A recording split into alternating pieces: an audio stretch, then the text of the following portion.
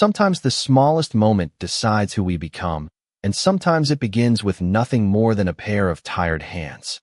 Rain fell steadily across a quiet stretch of Interstate 90 outside Seattle, turning the highway into a river of shimmering reflections beneath the amber glow of streetlights.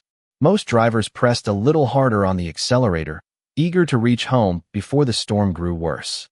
They barely noticed the aging blue sedan resting on the shoulder with its hood raised toward the dark sky, like a silent cry for help.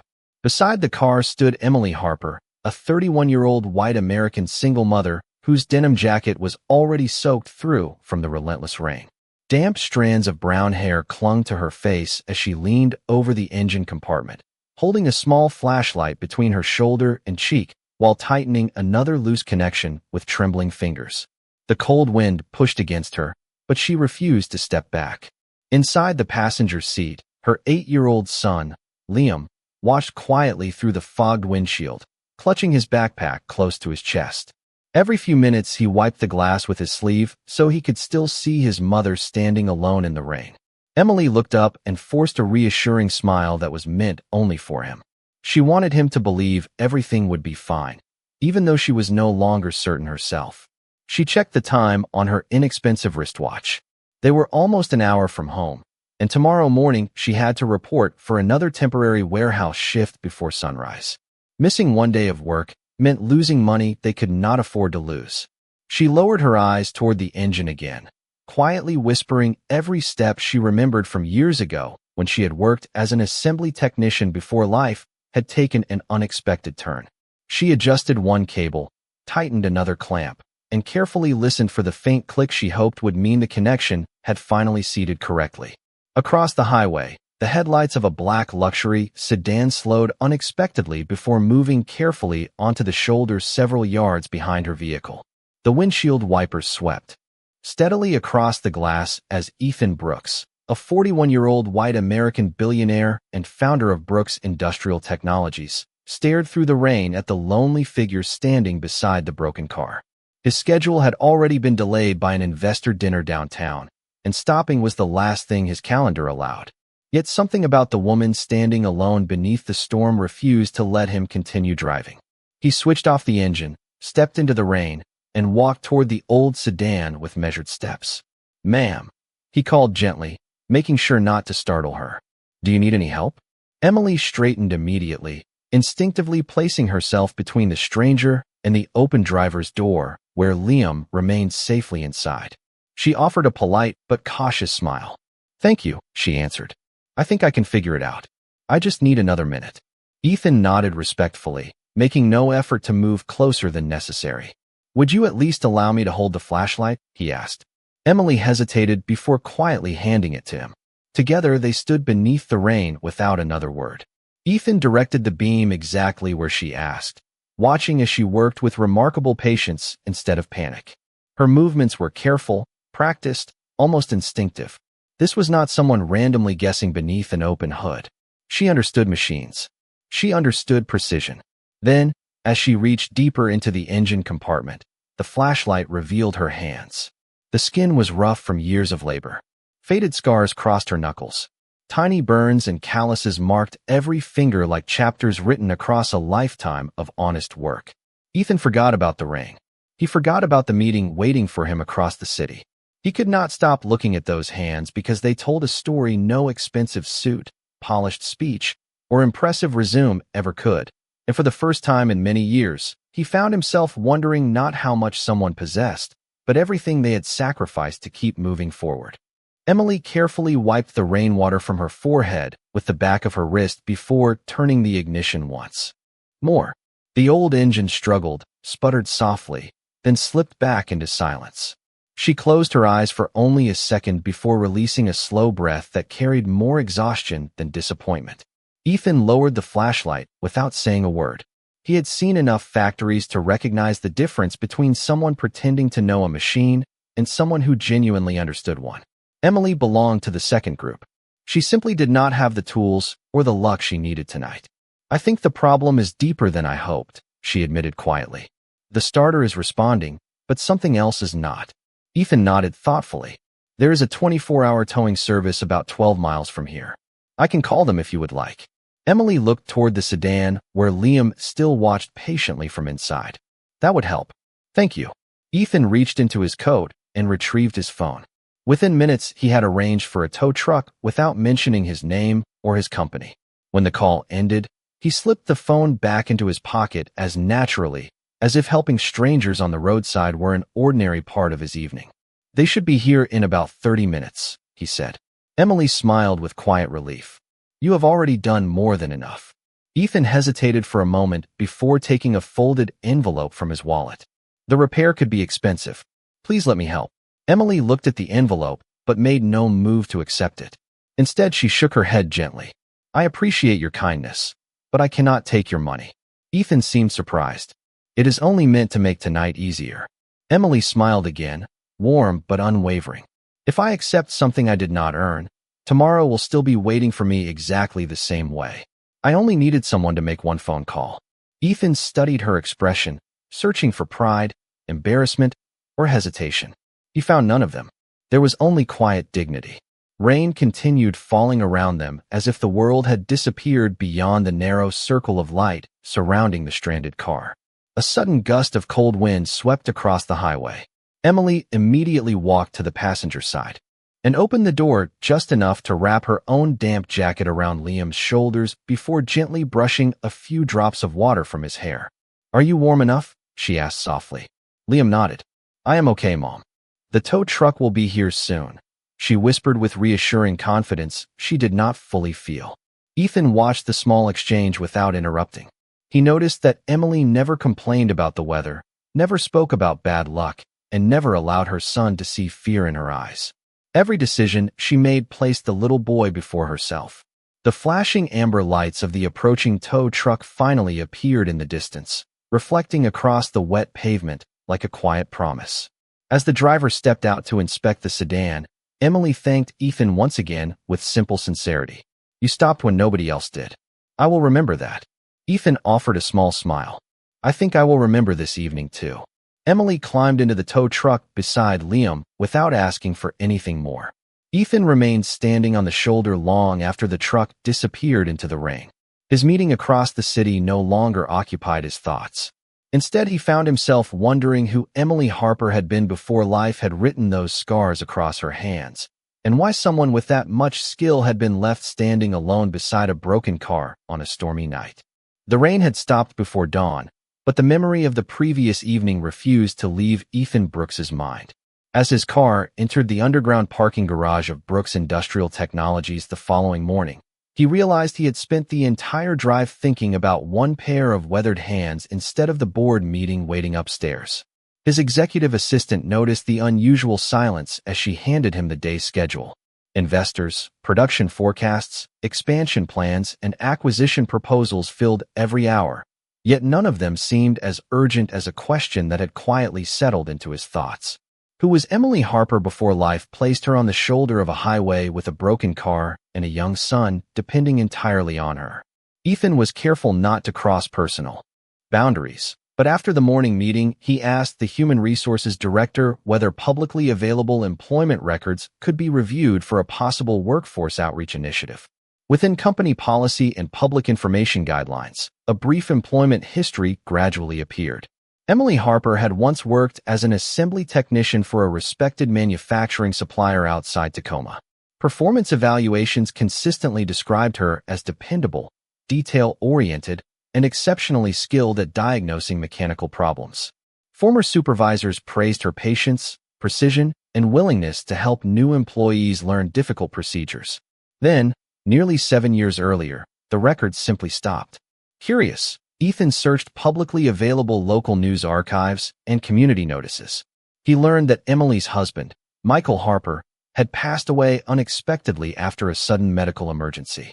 There had been no dramatic headlines, only a short community obituary describing him as a devoted husband, loving father, and honest electrician who believed every problem could be solved with enough patience. Ethan leaned back in his chair, quietly absorbing the words. The timeline suddenly made sense. One family tragedy had forced everything else to change. Without a second income, Emily had left her skilled position because the rotating factory shifts no longer matched the responsibilities of raising Liam alone.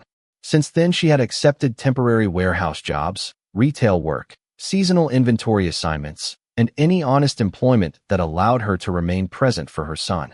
None of those positions reflected her real abilities.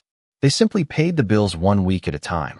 Later that afternoon, Ethan made one final phone call, not to investigate Emily herself, but to the towing company that had assisted her the night before.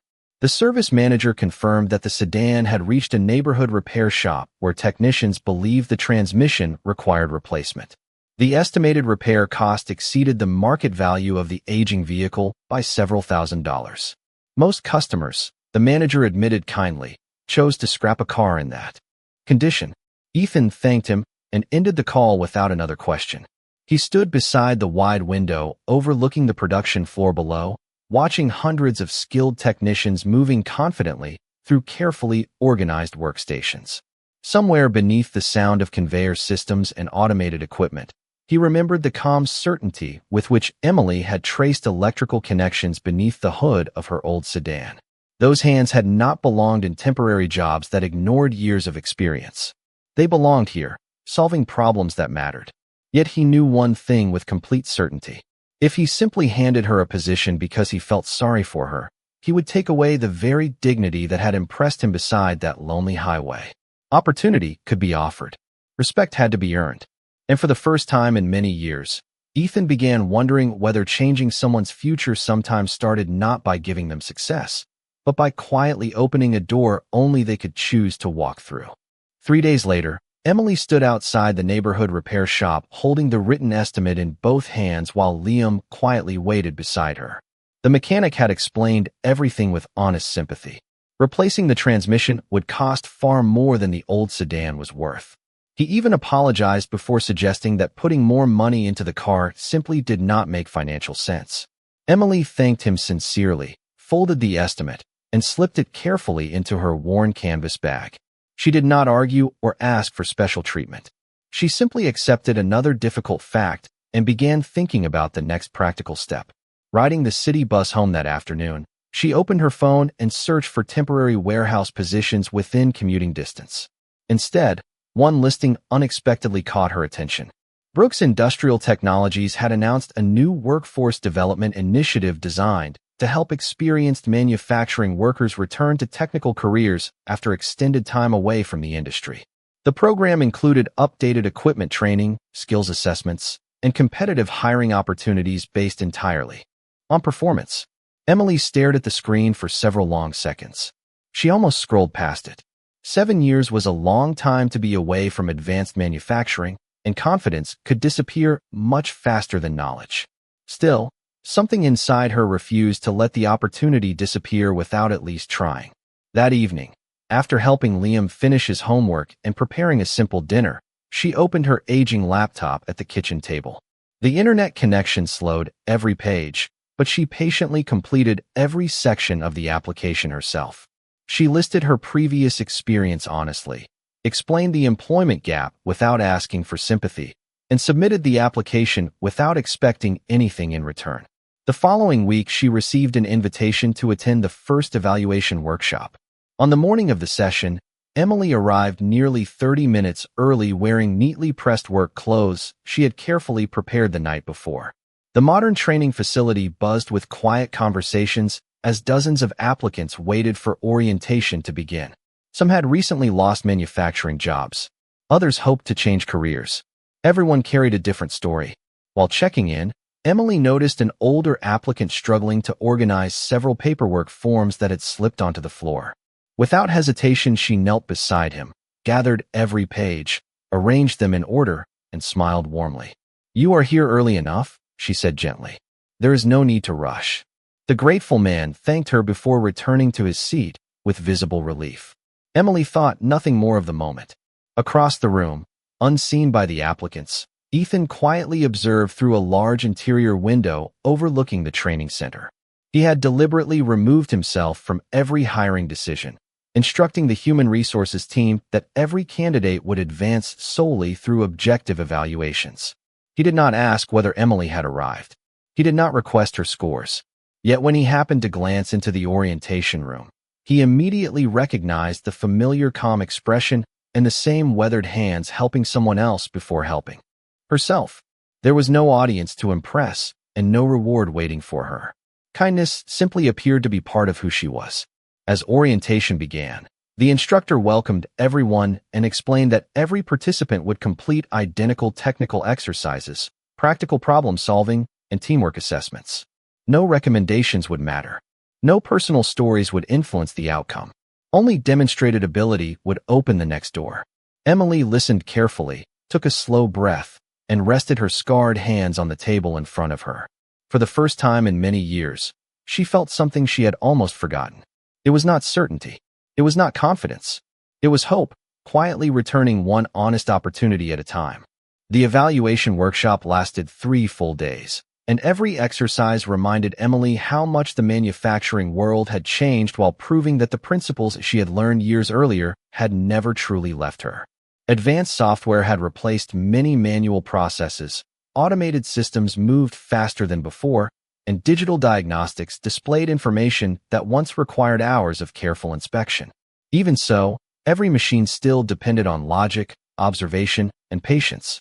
During the first practical assessment, applicants were asked to identify the cause of an unexpected equipment malfunction using only system data and direct inspection. Several participants immediately focused on the digital control panel, searching for complicated software failures. Emily quietly walked around the training machine instead, listening to its rhythm before examining a small mechanical coupling hidden beneath a protective cover. After requesting permission from the instructor, she pointed toward a worn alignment component that had gradually shifted out of specification. The instructor smiled with genuine surprise before confirming that her diagnosis was correct. It had been designed as a test of observation rather than technology. Throughout the remaining exercises, Emily never rushed to be first. She carefully checked every measurement twice, organized her workspace before beginning each task, and willingly shared tools whenever another participant needed them. During a teamwork challenge, one younger applicant became frustrated after repeatedly assembling a calibration fixture incorrectly. Instead of finishing the assignment herself, Emily patiently explained the process step by step until he successfully completed it on his own. The instructor noticed that she never sought recognition for helping others. She simply moved back to her own station and continued working with the same quiet concentration. At the end of the workshop, every applicant completed an individual technical interview before an evaluation panel. Emily answered each question honestly, admitting when she needed additional training while confidently explaining the engineering principles she already understood. She spoke about precision, preventive maintenance, and workplace safety with practical experience rather than rehearsed speeches. The panel members exchanged thoughtful glances as they reviewed her assessments. Her technical knowledge remained impressive despite the years away from the industry, but what stood out even more was her attitude. She accepted feedback without defensiveness, welcomed new ideas without hesitation, and treated every employee she met with genuine respect. 2 days later, Emily received an email inviting her to join Brooks Industrial Technologies as an assembly technician after successfully completing every stage of the program. She read the message twice before covering her mouth with trembling fingers. Liam looked up from the kitchen table where he had been finishing his math homework. "Mom, is everything okay?"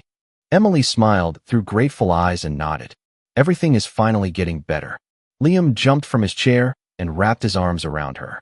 They celebrated that evening with homemade spaghetti and 2 slices of apple pie from the neighborhood grocery store. It was not an expensive celebration, but to them it felt unforgettable. On her first morning at the factory, Emily arrived well before sunrise wearing a clean blue work jacket, protective work boots, and the same determination that had carried her through every difficult year. She walked across the polished production floor with quiet confidence, greeting coworkers politely before listening carefully to every instruction during orientation. High above the factory, Ethan stood inside an observation corridor reviewing production reports with senior managers. As employees gathered below, he noticed one familiar figure beginning her first day. He said nothing and continued the meeting without interruption. This moment did not belong to him. Emily had earned every step through her own ability, and watching her enter the factory as a respected employee instead of someone receiving charity reminded Ethan that the strongest opportunities were never handed to people. They were built carefully enough for someone deserving to walk across them with their head held high. Over the next several weeks, Emily settled naturally into life at Brooks Industrial Technologies, arriving before every shift began and leaving each evening with the same quiet determination that had carried her through every challenge before. She never looked for the easiest assignment or searched for opportunities to stand out. Instead, she focused on doing every task correctly the first time. Her workstation was always organized, every tool returned to its proper place, and every inspection completed with careful attention to detail. Experienced technicians quickly noticed that she listened more than she spoke, yet whenever someone asked for help, she responded with patience instead of impatience. New employees often struggled with equipment calibration during their first weeks, and rather than correcting mistakes for them, Emily explained the process one careful step at a time until they understood the reasoning behind every adjustment. She believed that teaching someone to solve a problem was more valuable than solving it for them. Before long, coworkers began seeking her advice whenever a difficult mechanical issue appeared. She never treated those moments as recognition. To her, they were simply another part of the job. During one afternoon shift, a conveyor alignment problem repeatedly interrupted production. Several technicians suggested replacing multiple electronic sensors, believing the issue originated inside the control system. Emily quietly observed the machine for several minutes before requesting permission to inspect the support assembly beneath the conveyor. After examining the mechanism, she discovered that a small mounting bracket had gradually loosened because of continuous vibration, creating tiny alignment changes that confused the sensors. The repair required only a simple adjustment instead of several expensive replacement components. Production resumed smoothly within the hour, saving both time and unnecessary expense. Word of the successful diagnosis spread naturally across the department, and supervisors began assigning Emily increasingly complex equipment inspections. Most employees welcomed her growing reputation because they recognized that she never claimed credit beyond what she had honestly earned. One person, however, viewed the situation differently. Rebecca Collins, the senior production supervisor responsible for Emily's section, had spent years building a reputation as the department's most experienced problem solver. At first, she appreciated Emily's technical ability, but as more employees quietly sought Emily's opinion before approaching management, Rebecca began feeling that her authority was slowly slipping away. She never confronted Emily directly or behaved unprofessionally. Instead, she started watching every decision Emily made with unusually careful attention, questioning small details that had never attracted concern before. Emily noticed the additional scrutiny, but responded exactly as she always had. She completed every assignment carefully, documented every inspection thoroughly, and treated Rebecca with the same courtesy she showed every other coworker. She believed respect should never depend upon another person's attitude. Meanwhile, Ethan continued receiving weekly operational reports summarizing production efficiency, equipment reliability, and employee performance. One section repeatedly mentioned an assembly technician whose preventative maintenance recommendations had significantly reduced equipment downtime during the previous month. The reports praised not only technical accuracy but also teamwork, mentoring, and consistent professionalism. Ethan recognized the name immediately but closed the report without making additional inquiries. He had promised himself from the beginning that Emily's future would be shaped only by her own work. Still, he found quiet satisfaction in knowing that the woman he had met beside a rain-soaked highway was proving herself exactly as he believed she could. On the production floor below, Emily finished another successful shift, removed her safety glasses, and glanced at the familiar calluses across her hands before placing her tools neatly inside the cabinet. Those hands no longer carried only the weight of survival. Day by day, they were beginning to build something she had almost stopped believing was possible. They were building a future earned through skill, integrity, and the quiet confidence that no storm could take away. Nearly 3 months after joining Brooks Industrial Technologies, Emily had become one of the most trusted technicians on the production floor, not because she spoke the loudest, but because the machines seemed to tell her their problems before they became serious. One crisp autumn morning, The main assembly line operated at full capacity as hundreds of precision components moved steadily through automated stations. Every monitor displayed normal performance, and production targets were ahead of schedule. Most employees saw an ordinary day. Emily heard something different. As she completed a routine inspection, a faint metallic vibration reached her ears. It was so subtle that it disappeared beneath the steady rhythm of motors and conveyor belts, returning only every few seconds. She stopped walking and listened again. The sound reminded her of a bearing under uneven pressure, yet the diagnostic screens showed no warning indicators. Instead of dismissing the feeling, she slowly followed the sound toward one section of the conveyor support assembly. Kneeling beside the equipment, she rested one hand lightly against the protective housing and closed her eyes for only a moment. The vibration was slight but consistent.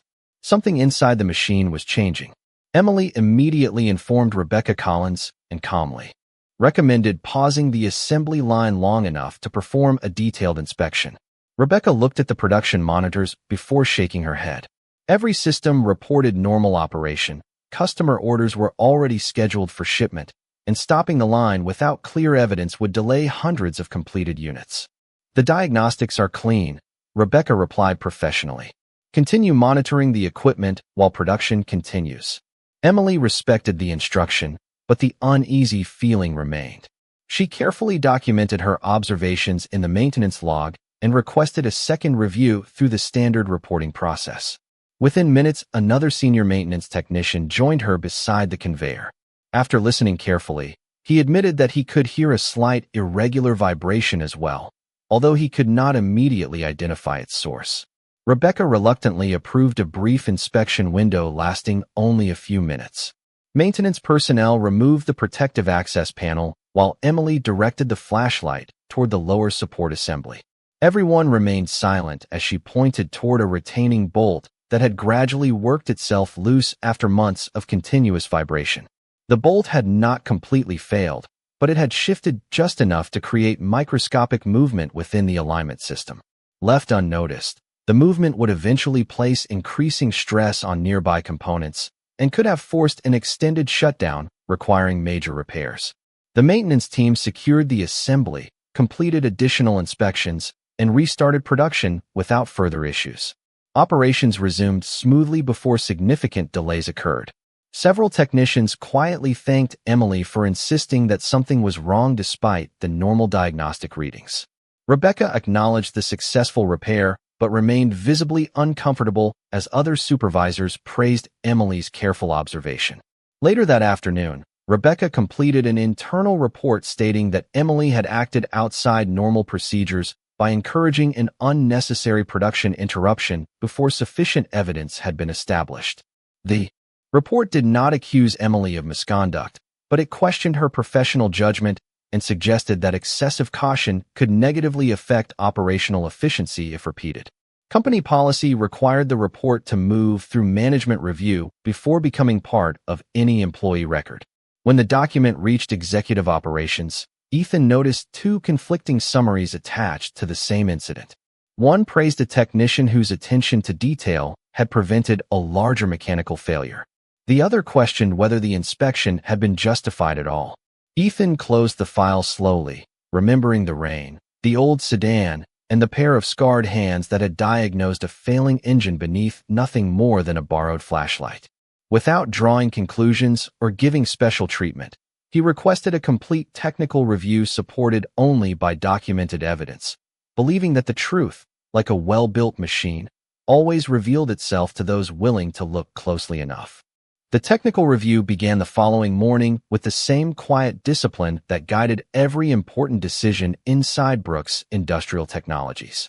Engineers from maintenance, operations, and quality assurance carefully examined every inspection record, equipment log, vibration report, and maintenance photograph collected after the conveyor had been temporarily stopped. No opinions were considered before the evidence. Every measurement pointed toward the same conclusion. The retaining bolt had indeed shifted beyond acceptable tolerance, creating a subtle alignment problem that the automated monitoring system had not yet recognized. Had production continued uninterrupted for several more days, The increasing vibration would likely have damaged additional components and forced an extended shutdown affecting multiple customer orders. Emily's recommendation had not only been justified, it had prevented a far more expensive problem before it had the chance to grow. The review committee documented its findings and closed the investigation with a clear statement supporting the maintenance decision. Rebecca Collins was informed that her report had been removed from Emily's employee record because the documented evidence did not support concerns about poor judgment. Instead of receiving disciplinary action, Rebecca was encouraged to participate in additional leadership coaching focused on collaborative decision-making and technical communication. Company policy emphasized improvement rather than punishment whenever possible, and she accepted the recommendation with quiet professionalism. Emily learned about the review only after her supervisor informed her that the investigation had been completed. She simply thanked the supervisor and returned to her workstation without celebrating or speaking about being proven right. Several coworkers congratulated her throughout the day, but she responded the same way each time. "We all want the machines running safely," she said with a warm smile. "That is what matters." Her calm humility earned even greater respect than the investigation itself. Later that afternoon, Ethan requested a brief meeting with Emily before the end of her shift. She arrived outside his office feeling slightly nervous, wondering whether another technical review awaited her.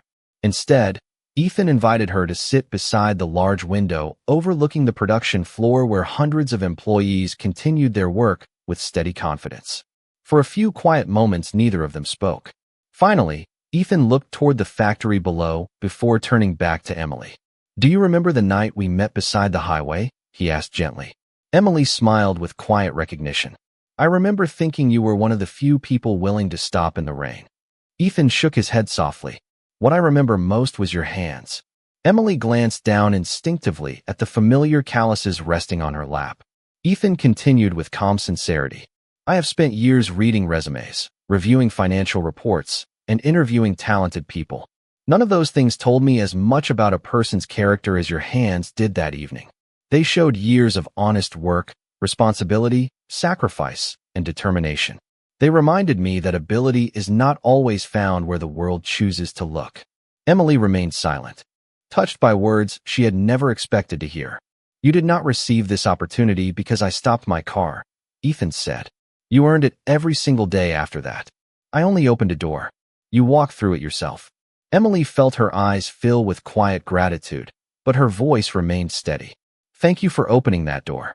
As she left the office and returned to the production floor, she paused for only a moment to look once more at the weathered hands that had carried groceries, repaired old engines, comforted her son, and rebuilt a future one careful step at a time. For the first time in many years, she no longer saw the marks of hardship. She saw the proof that kindness, skill, and perseverance had always been stronger than the storms that once seemed impossible to survive. 1 year passed with the quiet confidence that comes from thousands of ordinary days lived with purpose rather than luck. Spring returned to Seattle, replacing cold gray mornings with gentle sunshine that reflected across the glass walls of Brooks Industrial Technologies. The factory had continued to grow, but the greatest change could not be measured in production numbers or quarterly reports. It could be seen in the people walking through its doors. Emily Harper was no longer the newest technician searching for a second chance. She had become one of the company's most respected mentors, trusted to guide every new group entering the workforce development program. Each Monday morning, she welcomed unfamiliar faces with the same calm smile she had worn on her own first day.